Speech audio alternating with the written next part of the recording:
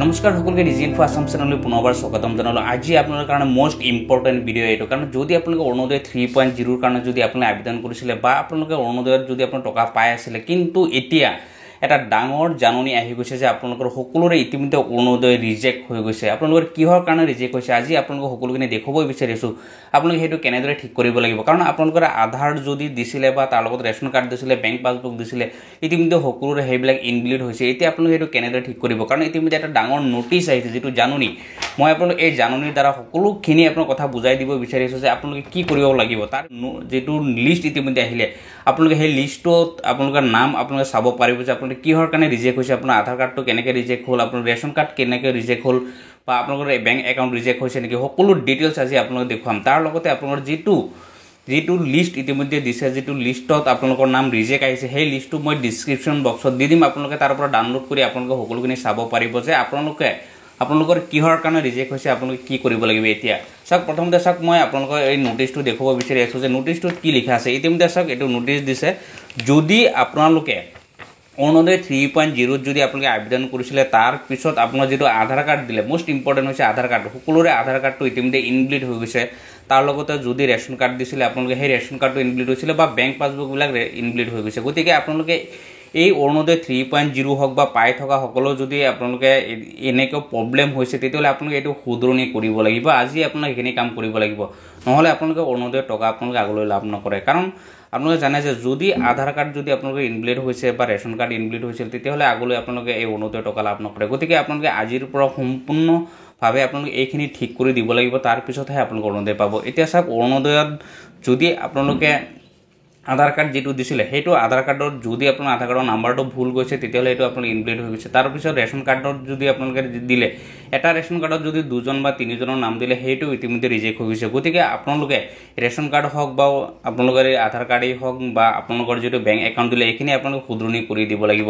কাৰণ আপোনালোকৰ যিজন যোগ্য হিতাধিকাৰী হয়, যিজন আপোনাৰ নিজৰ নামত ৰেচন কাৰ্ড আছে, আপোনালোকৰ সেইজনেহে এই অৰুণোদয় পাব। আৰু বাকী যিসকলে যদি ডাবুল দিছে, ইয়াত কাৰণ এটা কথা ইয়াত উল্লেখ কৰা হৈছে, চাওক যে আপোনালোক ইয়াতে জনোৱা হয় যে ইংৰাজী 17/7 তাৰিখৰ বিয়লি 5 বজাৰ ভিতৰত যিসকল হিতাধিকাৰী আছে, তেওঁলোকে হিতাধিকাৰীৰ আধাৰৰ তথ্যখিনি প্ৰয়োজনীয় হিতাধিকাৰী নিজৰ আধাৰ কেন্দ্ৰলৈ গৈ তেওঁলোকে KYC কৰিব লাগিব। এতিয়া সকলো এটা ডাঙৰ সমস্যা হৈ গৈছে যে KYC কি, আচলতে KYC কেনেদৰে কৰিব। যদি চাওক, আপোনালোকৰ যিটো আধাৰ কাৰ্ড আছে, সেই আধাৰ কাৰ্ডৰ যেনেদৰে নাম আছে, আপোনালোকে যিটো লিষ্ট ইতিমধ্যে অৰুণোদয়ৰ কাৰণে দিলে বা যিটো ফৰ্ম আপোনালোকে ফিল আপ কৰি দিলে, সেইটো যদি ছেইম নহয়, তেতিয়াহ'লে আপোনালোকে আধাৰ কাৰ্ডটো শুধৰণি কৰিব লাগিব।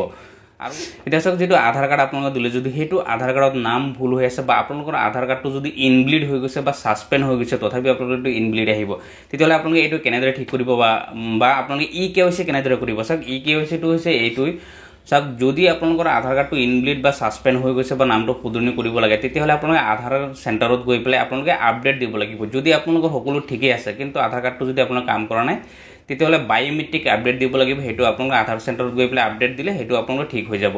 তাৰপিছত চাওক, যদি নাম শুধৰণি কৰিব লাগে, তেতিয়াহ'লে আপোনালোকে ডকুমেণ্টছ পাতি লৈ গৈ আপোনালোকে আধাৰ চেণ্টাৰত গৈ আপোনাৰ নামটো শুধৰণি কৰক, তেতিয়াহ'লে হৈ যাব। তাৰপিছত চাওক, যিটো ৰেচন কাৰ্ড দিলে, ৰেচন কাৰ্ডত এটা ৰেচন কাৰ্ডত যদি 2-3জনৰ নাম দিলে, তেতিয়াহ'লে বাকীখিনি নাম ৰিজেক্ট হ'ব, মাত্ৰ এজনৰ নাম থাকিব। গতিকে আপোনালোকে এইখিনি কাম অতি সোনকালে কৰক। আৰু এইখিনি আপোনালোকে ক'ত ডকুমেণ্টছ জমা দিব লাগিব, সেইখিনি চাওক, আপোনালোকে ডকুমেণ্টছ জমা দিব লাগিব। আৰু যদি আপোনালোকৰ গাঁও অঞ্চলত হয়, তেতিয়াহ'লে যি উন্নয়ন খণ্ড আছে, ব্লকত গৈ আপোনালোকে এইখিনি জমা দিব লাগিব বুলি ইতিমধ্যে নোটিছত উল্লেখ কৰিছে। বা যিখিনি চহৰ অঞ্চল আছে, তেওঁলোকে পৌৰসভা বা মিউনিচিপালিটি বোৰ্ড যিটো আছে, তাত গৈ আপোনালোকে জমা দিব লাগিব। গতিকে আপোনালোকে এই অৰুণোদয়ৰ টকা যদি লাভ কৰিব বিচাৰি আছে, বা আপোনালোকে যদি অৰুণোদয়ৰ কাৰণে 3.0 কাৰণে যদি আবেদন কৰিছিলে, তেতিয়াহ'লে আপোনালোকে অতি সোনকালে যিটো লিষ্ট আছে, আপোনালোকক মই এনেদৰে আপোনালোকে চাওক, যিসমূহ লিষ্ট ইতিমধ্যে আহিছে, ইয়াত যিসমূহ নাম আছে, চাগে বহুতৰ ইনভ্যালিড হৈ গৈছে। কাৰণ যিটো লিষ্ট হৈছে, এইটো চাওক, list of Orunodoi 3.0 beneficiary invalid Aadhaar details. গতিকে আপোনালোকে এই লিষ্টটো আপোনালোকে ডাউনলোড কৰি ল'ব। ডাউনলোড কৰি পেলাই আপোনালোকে চাই ল'ব, কাৰণ মই ডিছক্ৰিপশ্যন বক্সত দি দিম, ইয়াৰ পৰা আপোনালোকে ডাউনলোড কৰিব পাৰিব।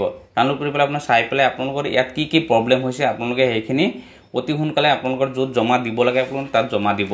কাৰণ ইয়াত উল্লেখ কৰিছে আপোনালোকে হয় ব্লকত, নহ'লে আপোনালোকৰ যে পৌৰসভা আছে, পৌৰসভাত আপোনালোকে জমা দিয়ক। জমা দি আপোনালোকে অৰুণোদয়ৰ টকা লাভ কৰিব। কাৰণ বহুতে এটা ডাঙৰ সমস্যা হৈ আছে, বহুতে টকা লাভ কৰিছে আৰু বহুতে টকা এতিয়ালৈকে লাভ কৰা নাই। কাৰণ 10 তাৰিখৰ পৰা আপোনাৰ টকা প্ৰদান কৰে, কাৰণ এইবাৰ 10 তাৰিখে দিয়া নাই, 14 তাৰিখে দিছে আৰু 15 তাৰিখেও আপোনালোকে সেই টকা লাভ কৰিছে, কিন্তু তথাপিও বহুত মানুহে সেই টকা লাভ কৰা নাই। গতিকে আপোনালোকে যদি এই অৰুণোদয়ৰ টকা লাভ কৰিব বিচাৰি আছে, গতিকে আপোনালোকে অতি সোনকালে এই ডকুমেণ্টছখিনি ছাবমিট কৰক।